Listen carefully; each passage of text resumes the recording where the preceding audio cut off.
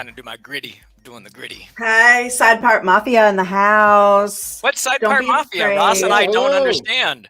It's in direct opposition to the middle part craze of the young people of this day. Okay. All right. Sorry, I heard Middle on parts the are all the street rage. that side parts are out, so I'm trying to bring it back. Okay. All right. Well, Ross and I are 13-year-old I know. we're That's no what I part heard. mafia. Oh, I didn't mean to rub it in, guys. Hey, I'm Nicole from the library, goofing over here, and I'm joined by... Which way? I think I'm over there. I'm Information Jason. Hi, everyone, and that's Oh, I'm Ross. I'm There we from go. the library. hey. Today's Mindfulness Day. What does that mean? What does that mean, guys? What does that We learned mean? about it just a few short hours ago at our awesome weekly Lunchberry event here Yes. at the Sanford Make Larry. Well, Make well, Larry. Well, there we Sanford go. Make Larry Library. There we go. Yeah. Sanford McBury Sanford McBury. Library.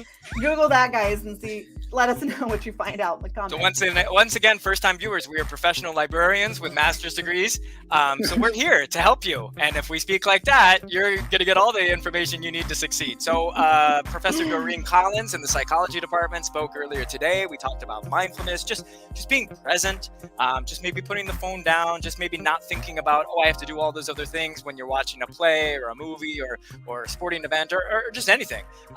Some of the times that we can get tripped up would be like maybe in a car, you get road rage, or maybe at work, you want to send that email really quick just to be like,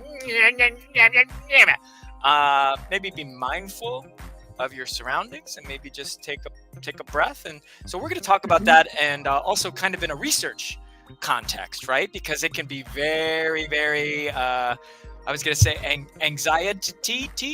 Anxietizing? I think that- Anxietizing? I think that's correct. Anxiety-inducing. Oh, That's anxiety correct. inducing. That's it. What would we do without Ross? Hey, Ross! So we're going to talk a little He's bit so about Ross, some man. research and how to kind of get rid of that anxiety. And so let's pass the mic over to Ross. Ross, let's research. Sure. So, I think the question we're posing today is, if we were thinking about this as a research topic, our question is, does mindfulness positively affect students? And we probably have some ideas in mind about how this, might play out. I have to imagine that, there's probably some kind of effect here, but we don't know for sure until we actually start digging into this research, right? And that's what we're modeling today is the research process that, once again, as professional librarians, as Jason mentioned, we are able to help you with. So you're basically, if you're watching today, whether it's live, hi, or on the replay, hi, you're going to see the research process. So you'll learn the steps, some of the different features of what to look for, whether you're in the databases or on the web looking for credible information. And the first place we start is, yes, the topic. And as Ross said, what we have is, does mindfulness positively affect students? And one thing we've learned from a prior program, I cannot talk today though, is that sometimes we have to tear down our topic a little bit if it's too broad or too narrow or too vague, or that's the same thing as too broad. You guys, I'll hand it over to you guys now. Thank you. This has been Nicole. Thank you, Nicole, for joining us today. And when you're doing your research, you can approach it from a bunch of different ways. But, the natural, I think, instinct is like, oh my gosh, what am I doing? What's going on? I have 4 classes, 3 classes, 7 classes. What am I doing? We'd like you to kind of take your time and get mindful, really understand what the assignment is in front of you, or really understand what your next 30-minute homework session is going to be, right? Are you looking on your Instagram and your Snapchat and you're doing all your doom scrolling and you're just doing all this stuff? Are you talking to a bunch of different people? Are you in multiple chats? And then the last but not least is the homework? Or is it maybe reversed, right? And so we'll talk about a couple of different activities and some exercises, and we have a couple of different sources that we found on the internets that we can share with you. So Ross, can we start by just searching for mindfulness and let's just see what comes up? Sure. Yeah. We could just start, if that was our topic and we were interested in how does mindfulness affect things, we could just start with a really broad search for something like mindfulness. Although my computer has ceased responding to my typing. That is fun. Oh no. All right, here we go. Wait, I was like, information, Jason. Yes. Where are you? Here I am. Let me run into a phone booth. That was a Superman reference. Anybody? Oh, now, are you kidding me? That was our what? Is it no? Like, is your screen share not like working? I'm trying to reshare. That's me. That's my okay. screen. Here we got Jason's. Let's see how Jason's worked. Ross, like, I don't know, like, get under the hood. Have you tried turning it on and off? Yeah. Have you tried turning it off and on?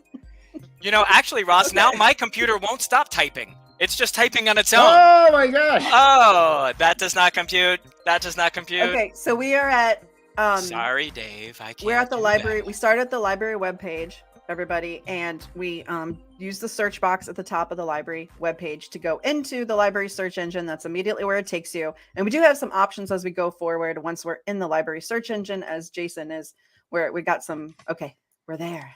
We're there. Now let's be mindful of the search, right? So there's a few different things that come up. You know, you have your search results here. You're going to use your filters. That's too many. On the left-hand side, based on what it is that you're looking for, whether you want a print book, whether you want an academic journal, and so forth. And so these are just, you know, again, just by putting in our topic, we're coming up with a lot of different results. And so I was going to point to one I think is a pretty good one, available online. So let's make that application here. Okay, so you're applying that filter yeah, because you want to get something right now. Maybe the library's closed or you're upstairs and the book is downstairs, you know. Yeah, that's right. And so let's take a look here. Peer-reviewed journals. Well, I don't know about that. How about resource type? Oh, I want book. Let's see a book. Let's narrow it down. And this is how you're going to be using the library databases for all of your assignments when you're searching, right? And you can see just kind of taking a look here up top.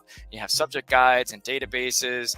You'll also want to make sure that you click on that single sign on, and hopefully my name isn't there, but maybe it's your name that's there once you sign in, right? And so, so these are the results. And then Ross, how would we kind of narrow this down if we wanted just more than just mindfulness? Well, you know, thinking back to that original research question, which is a good research question, you know, how does mindfulness affect students, you know, positively, or does mindfulness positively affect students? Because when we research our thesis or topic, we might think we know what we're going to find, but we need to remember that we might find something different than what we think we're going to find.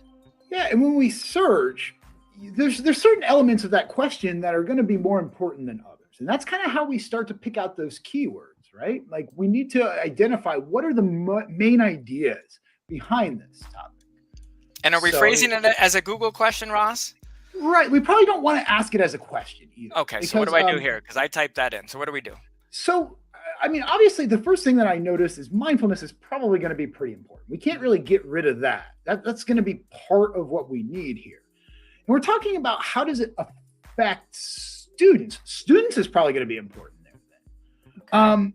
But when we use words like affect, that really can muddy up your search because affect could mean a lot of different things. Especially if you don't know if it's affect or effect. Yeah, Can I get a witness? Spelling. Yeah. But the other thing too is the positively affect. I don't know that I would use the word positively in this search here because a lot of research results that you're going to see, a lot of these research studies don't necessarily posit their results as positive or negative. They're just going to tell you the findings and kind of leave it up to us to decide whether this is a positive impact or a negative impact. You know what I mean? Like, so I don't know that adding positive is really going to help our search all that. Now, go ahead. It looks like even when you just had, because that's the other thing is this research topic right here, this thesis, I mean, we're not affect students what? Like affect their retention, affect their grades. Also, it's Jason put in, he tried out college students. Yeah. Are we talking about college students? Are we talking about high school students? So we would need to narrow in on exactly what we want to find. So do we want to search, does mindfulness positively affect college students? We'll focus on college students, right? That's what we do every day here at Seminole State College. Not a sponsor yet. So when I put that in, mindfulness college students, and you can see it starts to go down in terms of our results because we're becoming more specific. And I agree with Ross. I would want to see kind of, you know, I wouldn't want to put it impact or positive or negative in there, I would just kind of see where, and what's going on with the computer? Why is it making that thing? It's because we went live and it's like, Is that what hey it guys, is? look what I Okay. can do. So let's see. Let's try impact. Let's play with a bunch of different things, and let's not get overwhelmed or anxious. And now we're down to 369 results. So according to my math, we're getting smaller and smaller. But are we getting away from what it is that we wanted, right? The doctoral experience. Here's the impact of mindfulness, and that's kind of what I put in there, right? The impact, but I don't even have it in the right way. So let's just play a little game. Let's do impact of. Let's put mindfulness college students, and then let's see, our results last time were roughly the same, if not the same. So you can just see your different kinds of keywords here, right? And is this really what we're looking for? Are we looking for that? Because if you go into the World Wide Web, it's going to just be mindfulness here, mindfulness there. But do we want the exact impact? Does it affect it? Do we already have the hypothesis that it does affect AFFECT? Yeah, well, that's what we're trying to find out. Now, I think it seems like, I mean, I looked kind of like when you went through it, I think we could maybe like go, can you scroll down? Okay. So here's an article, because this library search engine, while it brings you to books, online books, physical books, it brings you to actually everything across our library, including reserve items. Like if your textbook's on reserve and that happens to be a match, or in this case, it brings you to an article. Now this looks really specific. Self-compassion and subjective well-being mediate the impact of mindfulness on balanced time perspective in Chinese college students. That sounds like super convoluted. I feel like this could be a contender for maybe going in to get a nugget. Maybe if I was like desperate for an additional source, but I think that sounds a little bit too convoluted to like go to first off. What do you guys think? Right, and there's a lot of nuances. So here you have first-year college students. Is that what you meant? And to go back to the thesis, where did that come from? Was the assignment to find mindfulness, and then you think mindfulness does have a positive effect or does have a negative effect, and maybe you scale back and you start the way that we approached it: mindfulness college students, impact or effect, and just see, as opposed to putting a lean on it one way or the other. Would you say so, Ross? Sure. I mean, and something else that occurred to me just in the moment as we're searching here too is mindfulness is one way to express this idea. But I mean, mindfulness kind of encompasses a lot of different activities. So we may want to even narrow in a little bit more. If my topic was specifically looking at how does meditation impact, college students' academic performance or something, we can even drill down a little bit more. And the way I always look at this is I kind of play a game with myself and try to think of how many different synonyms can I come up with, because every time you change one word around, it's going to completely change your results around. Ooh, okay. Well, that article at the top. Right. So now you have gamification, right? And so I put in meditation, you have gamification, and this is how it goes, right? You want to use the filters on the left-hand side and see what it is technically that you're looking for, the impact of virtual reality. So now we have two that have now, for some reason, come up with sort of a VR or a gamification, right, of college students. And then the book is, now we have racial diversity. So I'm really not getting what it is that I'm looking for with meditation and college students, right? So let's unshare the screen and then let's kind of come back and let's talk. Yeah. I was gonna say we could pop. Ross, is yours working? Is your computer working?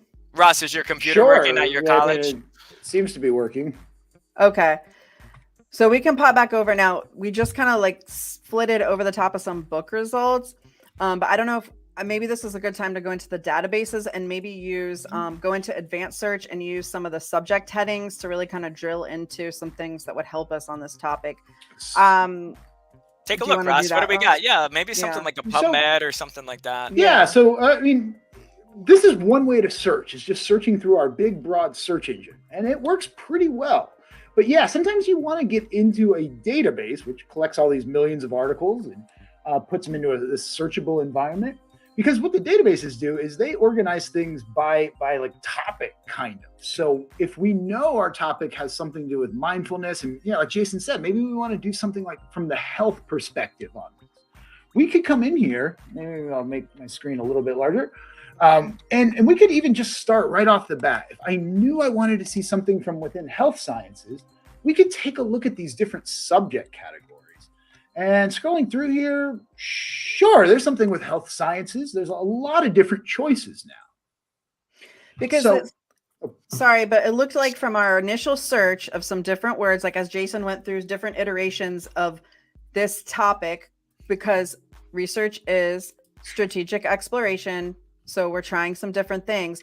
We could see that, like, we didn't at first, we saw things about how students are affected, like their health, like it was like students like depression rates. Whereas we, maybe we'd want to look for how mindfulness might affect students' grades. Like, so there's at least two different ways we could go. And Ross, so you're going into the health avenue. So we might be talking about, does mindfulness positively affect students' mental health? Well, and we really haven't said the effects of mindfulness on students, right? We're sticking with my problem here from a librarian standpoint is the effect versus the effects. I'd probably flip it around. Now, I don't know where this thesis came from. It came from out of the sky, but in my view, I would rearrange those words completely to suit my needs. And Jason, can you rearrange them and can you create a banner and rewrite this thesis for us? So salty. I'm not being. No, I'm serious. Salty. Listen, hey guys, when I made this thesis, I purposely made it like kind of bad because that's part of what we're gonna do is like rework the thesis, and I was counting on Jason to do it right. Jason. Oh no! I know. I forgot what I was gonna say. Make merry, make wary. Hold on. You got it. Okay. So Ross, you went to the health database. So I pulled up this list of all these different health science databases. So this gives us some options. And Jason mentioned Medline. I think that's like my favorite go-to health science medical research database. And it's right here, Medline with full text. And if we click on that, if we've already logged in through the library catalog, like we saw, it will stay logged in here. That's why it's not asking me to sign in, but it will. The first time you log in, you'll have to use your Seminole State credentials, your email address, and your Canvas password.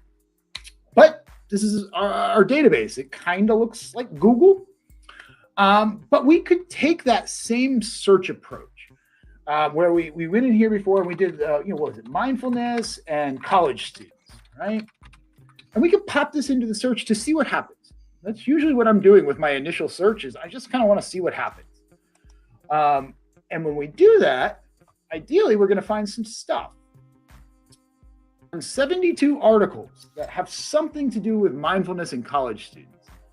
But I find that hard to believe that there's only 72 articles on this when we saw 24,000 or something in the other search that we did.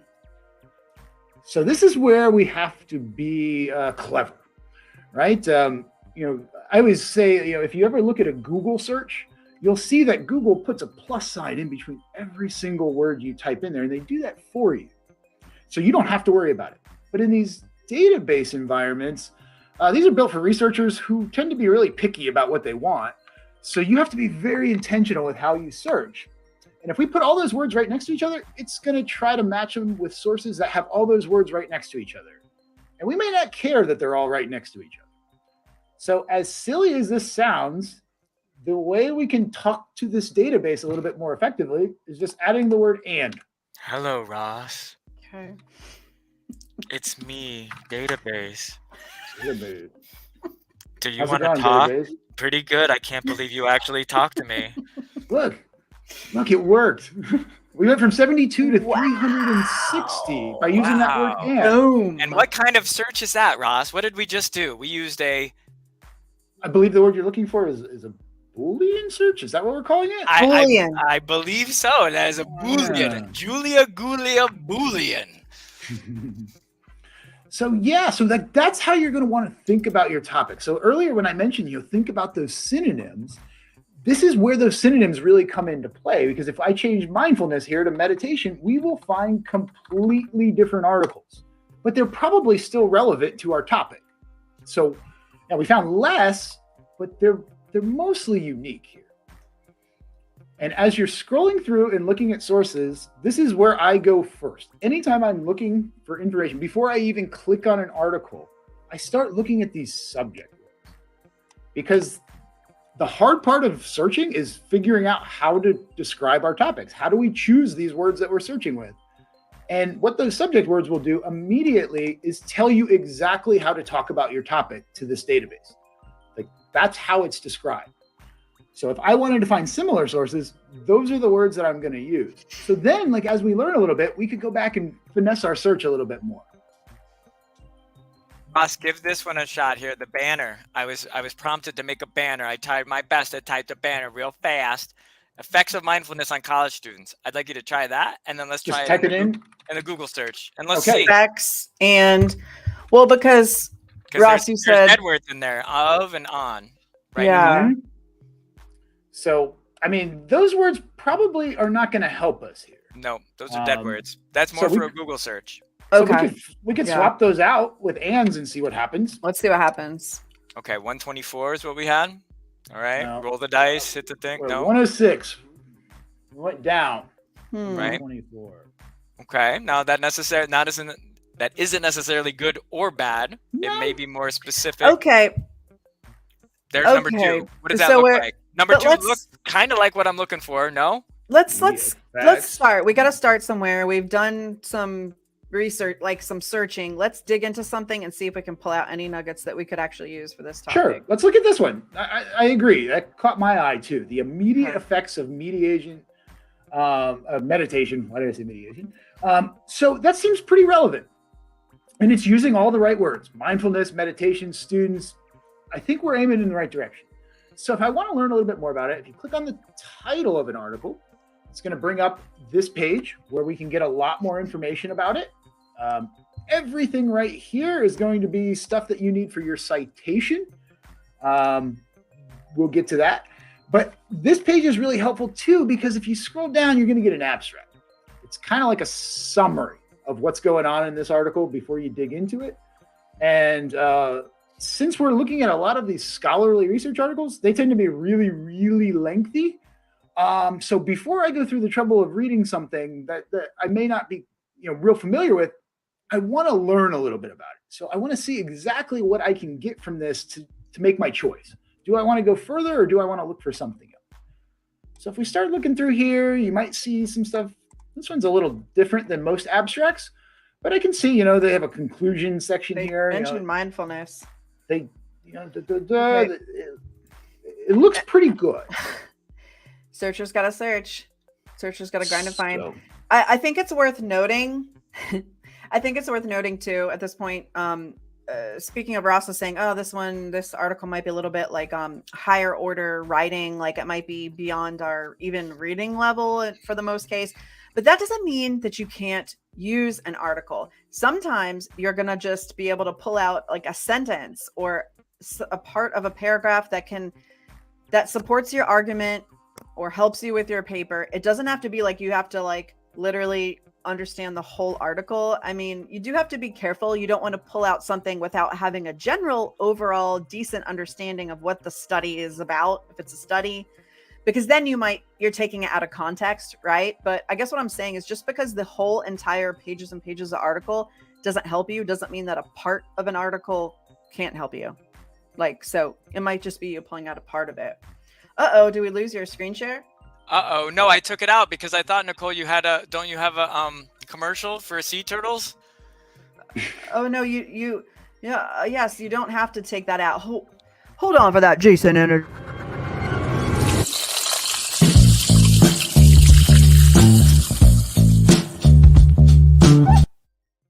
It's Jason and the Sea Turtles. Thank you for that. Enjoying that. They're a paid sponsor. The Sea Turtles paid for that. You gotta do it. That's it. All right, Ross. Let's see. Now we found those results. So the next thing we want to do is let's take a look at this article real quick. So just to see how we can read through one of these sources real quick, like Nicole was saying, we want to strategically look at this source to see how we can use it. So anytime you're looking at one of these scholarly articles, like Nicole said too, like this stuff is written at an expert level, right? These are experts talking to each other. This is how new information grows and is shared. And as students, we're learning from experts. So I always, look at it that way when we're looking at one of these articles. So there's some pretty, easy ways to get around this information without being an expert too. because every article in the entire world is going to start with an introduction of some kind where they're going to set up the study, tell you a little bit about what they know, what they think they might find out in this research, why they're doing it. Hey, and we definitely want to pay attention to that. real quick, Ross. Wait, can you go back up? I can. Why are you whispering into the microphone? We hear you. Mindfulness can be defined as purposefully orienting one's attention to the present moment. I lost it when you scrolled. There it is. With a curious and non-judgmental perspective. I just want to get that definition out there because we want to know like what mindfulness is, and that's what it is. And now everybody knows. Everyone knows. And then where do they get that information from, Ross? Well, there's the 10 and 11. Those are little footnotes, and those are the in-text citations that should point you down to the full references. Yes, they've got their sources. They've done their due diligence here. So as you're looking through this, always read the introduction. When you start getting into these research methods things, though, the study procedure, all this, I would say skim through it so you know what they're doing in their research, but don't let it trip you up. If something in this method section is not making sense to you, that's okay. Like talking mindfulness. Be aware of that. Like when you read something and you go, I don't quite know what this is, just make note of that in your head. Because the further you scroll through this, you're going to get things like the results section, where they're going to tell you what they found in their study. But that might still be a little high level reading there. And they might assume that you know some of the math and all that kind of stuff. But if you keep scrolling through here, you're probably going to find something. They call this one a comment section. You might find it called a discussion or a conclusion section, something like that. And that's usually where they're going to sum up why their results answer their research question or how they answer it. I want to know if we can, from this article, maybe in that comment section, like you're saying, which is at the end of the article, can we confirm if like this study, like basically said that if the effects of mindfulness on college students are positive or negative? I'm curious. Let's go to the conclusion. Let's go to the conclusion. That's what I'm looking at right now. Where's the summary? It says right here, our preliminary findings in the pilot sample revealed the single session of mindfulness training increased mindfulness and decreased anxiety. So right there, I think there's some evidence that we can use to answer our question. Yay! It only took 30 minutes and 3 librarians. We got it. Well, but honestly, a lot of this time we've been explaining kind of like what we're doing as we're going. Like if we had just gone like full librarian, like not even explaining what we're doing, and you just saw it, it wouldn't have taken as long. But this is the purpose. We're learning the research process as we go into these. These are the resources you're going to have to go into, not necessarily this article, but this is the process. Your professors are going to tell you, hey, you need a scholarly article. Well, I mean, you could go to Google Scholar, but you can't always. Ooh, try Google Scholar, Ross. Put in effects of mindfulness on college students into your Google, and let's see what pops up, because I'm pretty much guaranteeing, because I already did the search, that it's going to pop up right on the top for Google Scholar. But let's take a look. I don't know. Let's take a look. Get your popcorn ready. Mindfulness, college students. Sure, effectiveness. I don't know. I don't remember. There it is. Oh, wait. Well, no, you did it into Google Scholar. Oh, I did it. Effects of mindfulness on college students. I have Google Scholar bookmarked. And we're going to the database, to the library search engine, to Google Scholar to diversify our sources, because that's your best case scenario for getting the best amount, like the best pool of information. You don't want to just go one place. So that's a lot of times why your professor will tell you, okay, you have to have you can only have 2 websites, but you have to have this amount of articles from a scholarly database. It's not just because they're trying to keep you running around. It's because diversifying your sources of information is beneficial. Right. So always check the syllabus, check the assignment criteria. So with effectiveness, it looks like we do have some results there, and it does bring us into Google Scholar. Now, what's that number just on the top if we're playing the game here? Because if you chop off effectiveness and just effects, I think it's going to alter the results. Probably it would be even more.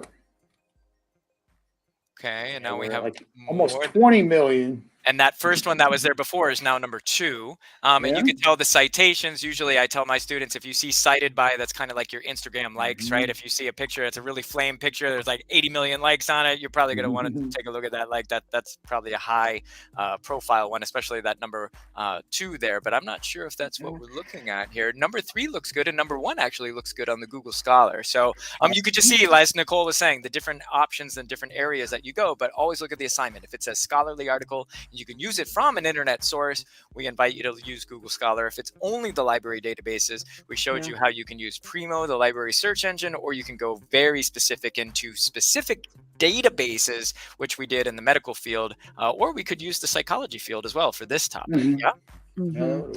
I feel like just from this initial period of searching, I feel like we would have to narrow, we'd kind of have to decide like what avenue we want to go down. I feel like there's so much, while it's on like technically the same topic of effects of mindfulness on college students, like if I was doing a 3-page paper, that's already too much for me to like try to whittle down into 3 pages. I feel like effects of mindfulness on college students could be like a 20-page paper, honestly. Right. So for sure. So, and I think maybe we're in agreement to piggyback off of that. If it was just mindfulness, I think we showed you that approach as well. That's our keyword. Let's start very broad, very wide, and chances are very highly likely that you're going to get a lot of results because it's very wide. But mindfulness, how? College? Well, we just said students. Okay, then we said college students. We didn't say university students, which could be a completely different batch of results. We didn't say any country. We saw earlier there were different countries. So there's a lot of different ways to do this, but this is the process. And what do we do with the process? We trust the process. Remember when Ross talked to a computer a minute ago and spoke to a database? That was kind of weird. Bad. That was weird. Yeah. Okay. And then I also didn't happen to see, because I was like scanning the screen like constantly as I'm looking at Ross in your screen. I didn't see anything about like grades or like retention or academics. So it was about like anxiety, depression, which could factor into how well you do in academics and your retention rate and your grades. But I thought that was kind of interesting. I thought just that for the surface searching, which is really what we did here today, is surface searching. We didn't really dig into anything. I was surprised. I thought I'd see the word grades or. But on your note, Nicole, then I would alter that and add the word benefits. We did not say that. That's true, because we decided to be correct.